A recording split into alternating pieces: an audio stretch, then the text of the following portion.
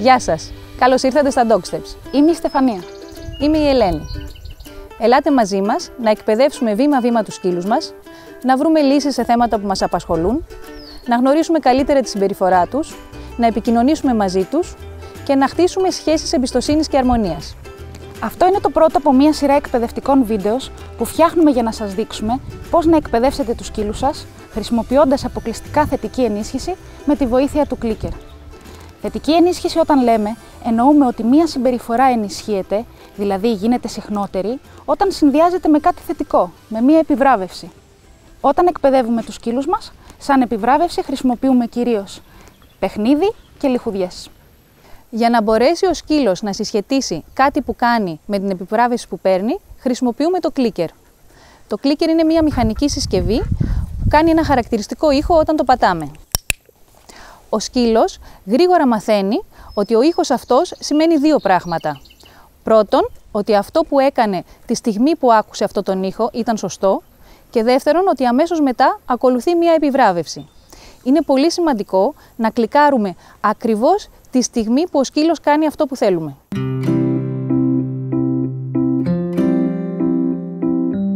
Πάμε να το δούμε στην πράξη λοιπόν. Για την πρώτη άσκηση χρειαζόμαστε ένα κλίκερ, λιχουδιές και ένα σκύλο. Αρχικά θα πρέπει να μάθω στο σκύλο μου ότι κάθε φορά που θα ακούει τον ήχο του κλίκερ, αμέσως μετά θα έρχεται μία ανταμοιβή. Σε αυτή τη φάση ο σκύλος μου δεν χρειάζεται να κάνει απολύτως τίποτα.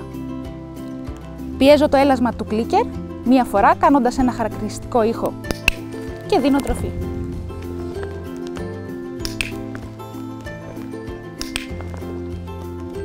Ένας τρόπος για να καταλάβουμε αν ο σκύλος μας έχει κάνει τη σύνδεση, δηλαδή ότι ο ήχος του κλικ θα φέρει τροφή, αρκεί να κλικάρουμε τη στιγμή που ο σκύλος κοιτάει αλλού. Αν γυρίσει προς το μέρος μας, τότε σημαίνει ότι θέλει να πάρει την τροφή. Η συσχέτιση των δύο έχει γίνει με επιτυχία. Αν δεν γυρίσει, τότε σημαίνει ότι ο σκύλος δεν έχει καταλάβει καλά. Αρκεί να προσπαθήσουμε ξανά, κάνοντας άλλες 10 επαναλήψεις. Τώρα που ο σκύλος έχει μάθει ότι μετά τον ήχο του κλικ ακολουθεί μία λιχουδιά, θα προχωρήσουμε σε μια εύκολη αλλά βασική συμπεριφορά, το κοίταμε. Θα μάθω δηλαδή στο σκύλο μου ότι κάθε φορά που θα με κοιτάει στα μάτια, θα τον κλικάρω και θα του δίνω μία λιχουδιά. Αυτή η άσκηση βοηθάει στο να μάθουμε στο σκύλο μας να εστιάζει στο πρόσωπό μας, στα μάτια μας και όχι στα χέρια μας που κρατάμε την τροφή ή οτιδήποτε άλλο θέλει. Επίσης είναι μια βασική άσκηση για να ενισχύσουμε γενικότερα την προσοχή του προς εμάς σε σχέση με άλλα ερεθίσματα, ακόμα και στο εξωτερικό περιβάλλον. Και είναι η βάση για την εκμάθηση όλων των υπόλοιπων συμπεριφορών. Ο ήχος ή η λέξη που χρησιμοποιούμε για να αποσπάσουμε την προσοχή του σκύλου μας και να μας κοιτάξει μπορεί να αντικαταστήσει άλλες λέξεις που χρησιμοποιούμε στην καθημερινότητα, όπως το «όχι», «μη», «τι κάνεις εκεί», για να αποσπάσουμε την προσοχή του όταν κάνει κάτι που δεν θέλουμε.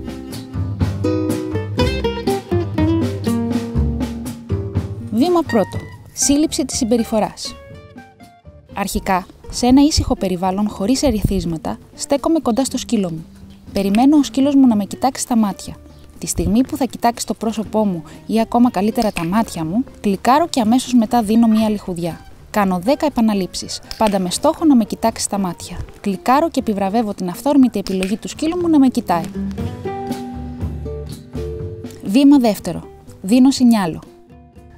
Τώρα είναι η στιγμή να δώσουμε ένα σινιάλο στη συγκεκριμένη συμπεριφορά. Για παράδειγμα με έναν ήχο ή ή λέμε τη λέξη «κοίτα με». Ο στόχος μου είναι ο σκύλος μου να συνδέσει το σινιάλο με το να με κοιτάει στα μάτια. Έτσι, η ολοκληρωμένη άσκηση είναι σινιάλο, κοίταγμα στα μάτια, κλικ, λιχουδιά. Βήμα τρίτο. Τώρα θα ζητήσω από το σκύλο μου να με κοιτάξει για περισσότερη ώρα στα μάτια.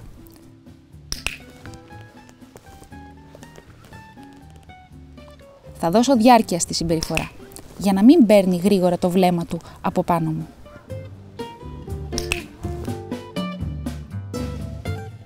Βήμα τέταρτο.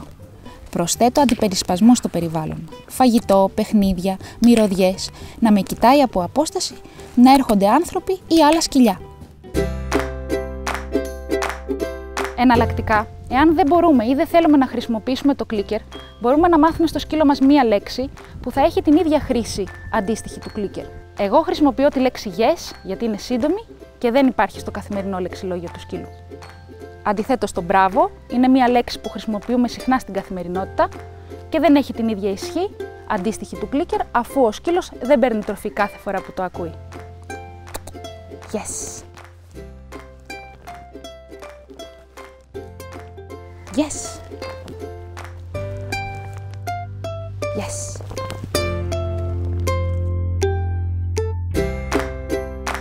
Προσπαθώ να παραμένω ακίνητη όταν κλικάρω.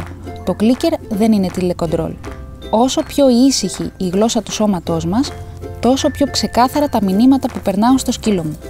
Πρώτα κλικάρω και μετά μετακινώ το χέρι μου για να δώσω λιχουδιά. Το κλίκερ δεν είναι παιχνίδι, είναι εργαλείο. Δεν κλικάρω άσκοπα. Κάνουμε κλικ κατά τη διάρκεια της επιθυμητής πράξης, όχι αφού έχει ολοκληρωθεί. Ο χρόνος του κλικ είναι σημαντικός. Δίνουμε τη λιχουδιά αμέσως μετά το κλικ. Πάντα μετά από κάθε κλικ ακολουθεί επιβράβευση, ακόμα και αν έχω κλικάρει κατά λάθος. Το κλίκερ είναι σαν μια φωτογραφική μηχανή που πιάνει τη στιγμή της σωστής συμπεριφοράς. Ένα κλικ ίσον με μία επιβράβευση ή ένα κλικ ίσον με 2 με 3 επιβραβεύσεις, αν θέλετε να αυξήσετε τον ενθουσιασμό σας. Ο σκύλος πρέπει πάντα να κερδίζει, γι' αυτό ξεκινάμε με μία εύκολη άσκηση και προχωράμε βήμα-βήμα. Σταδιακά αυξάνουμε τα κριτήρια. Γενικεύουμε την άσκηση, δηλαδή τη διάρκεια, την απόσταση, τη δυσκολία και τους αντιπερισπασμούς. Τα μαθήματα πρέπει να έχουν μικρή διάρκεια. 3 με 5 λεπτά είναι αρκετά. Γενίκευση σε διάφορα περιβάλλοντα, με αντιπερισπασμούς, με διαφορετική στάση του σώματός μας.